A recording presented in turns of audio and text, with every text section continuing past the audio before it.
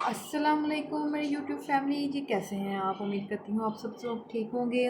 Welcome है आपका एक न्यू व्लॉग के साथ, न्यू होप ऑफ जर्नी के साथ। आज के दिन में मैं आपको अपनी लाइफ में डेली रूटीन बताऊंगी कि मैं डेली बेसिस पे क्या क्या काम करती हूँ और कैसे कैसे करती हूँ। अभी तो मैं खाना गर्म करने लगी हूँ अपनी बच्चों के लिए, जो कि हमने कल बनाए हुए थे राजमा चावल, वही पड़े हुए थे, तो वो मैं अब गर्म करके अपने बच्चों को देने लगी हूँ। ये देखिए, ये सालन है, इसको मैं गर्म करने लगी हूँ, फिर मैं आपको बताती हूँ।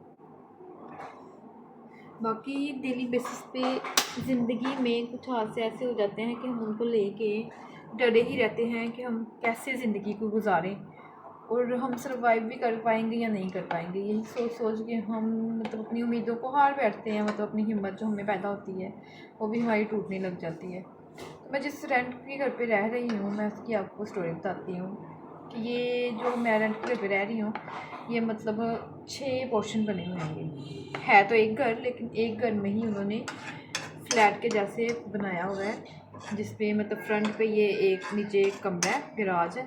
ऊपर वाला जो सेकंड पोर्शन है उसमें 2 कमरे हैं छोटे छोटे, जो कि मेरे हैं। वो भी मैं आपको नेक्स्ट कभी व्लॉग में अपना होम टूर दूँगी, उसमें दिखाऊंगी किस तरह का क्या बना हुआ है। बहुत छोटा सा घर है, लेकिन इसका रेंट जो है वो 20,000 रुपये लेते हैं।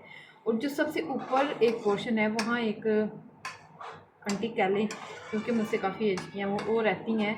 उनके 2 बच्चे हैं छोटे छोटे, एक होगा 8-9 साल का और बेटी तकरीबन उनकी होगी 6-7 साल की बेटी होगी उनकी, माशाल्लाह से। अच्छा, अब वो जो आंटी या खातून, जो भी उनको बंदा कह ले, वो जो थी स्टार्टिंग में, जब मैं आई हूँ यहाँ पे इस घर में, मुझे 3 मंथ होने वाले हैं कंप्लीट।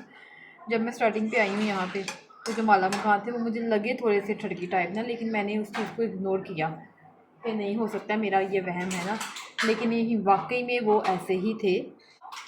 उन्होंने क्या किया जी, वो जो ऊपर वाली थी उनकी मतलब उस अंकल के साथ बड़ी अच्छी कोई इस्लाम दुआ थी। आप समझ तो गए होंगे किस किस्म की इस्लाम दुआ। तो वो पीछे भी जो 2 बहनें रखी हुई थी उन्होंने, मतलब वो दोनों भी मतलब हस्बैंड के बिना ही रह रही थी। एक की 3 बेटियाँ थी और एक की 1 बेटी थी, और शायद उनकी डिवोर्स हुई थी या हस्बैंड की डेथ हो गई थी, अल्लाह ही जानता है, वो मुझे नहीं पता ना। तो वो ये जो ऊपर वाली थी, इसने मुझे सब कुछ बताया जी, कि नीचे इन्होंने जो कमरा रखा हुआ है ये इन्होंने खुद अपने लिए रखा हुआ है, और ये यहाँ पे आते रहते हैं, देखते रहते हैं कि मतलब कौन क्या करता है क्या नहीं करता। जब मर्ज़ी चाबियाँ इनके पास है बाहर के डोर की भी, और जब मर्ज़ी ये ताला खोलती हैं वो लड़कियाँ पीछे वाली भी और ये अंकल भी, और जब मर्ज़ी ये नीचे वाले रूम में आ जाते हैं और जिस मर्ज़ी को नीचे रूम में लेके आते होते हैं।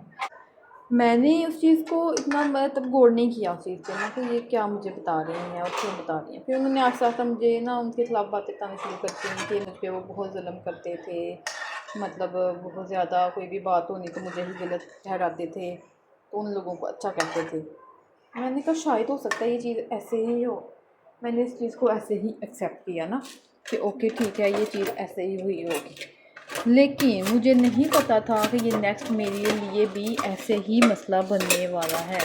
हाँ, जब उन्होंने ज़्यादा बुराइयां करना स्टार्ट की तो मैं चीज़ों को अवॉइड करना शुरू हो गई थी, मैं उनके पास बैठना बंद कर गई थी। तो मैं आहिस्ता आहिस्ता उस आपी से थोड़ा सा दूर होने लग गई, कि ये ना हो कि मतलब ये जो बुराइयां बता रही हूँ, क्योंकि मेरी ऑलरेडी मेरे लाइफ में बहुत ज़्यादा मसले चल रहे थे, पता नहीं किस कंडीशन में यहाँ मैं शिफ्ट हुई थी। तो उनका मुझे वो बार बार लोगों के खिलाफ़ बातें बताना मुझे कुछ अजीब ही लग रहा था, इसलिए मैं उनसे थोड़ा डिस्टेंस कर गई। तो यहाँ पे जो वाटर पंप है उसका उन्होंने बनाया हुआ था एक प्रोसीजर, के वो जो वाटर पंप है उसको हमने डेली बेसिस पे मतलब 15 दिन एक बंदा चलाएगा और 15 दिन एक चलाएगा। तो जब मेरी जो बारी थी, जब मैं स्टार्ट में आई, मैंने 15 दिन वो चलाया। ये मेरे गैराज का एक हिस्सा है, जो कि सिर्फ मुझ पे ही मुसलत हो चुका हुआ है, कि मतलब 6 किराएदार हैं हम, लेकिन ये सारा कुछ मैंने ही साफ़ करना है।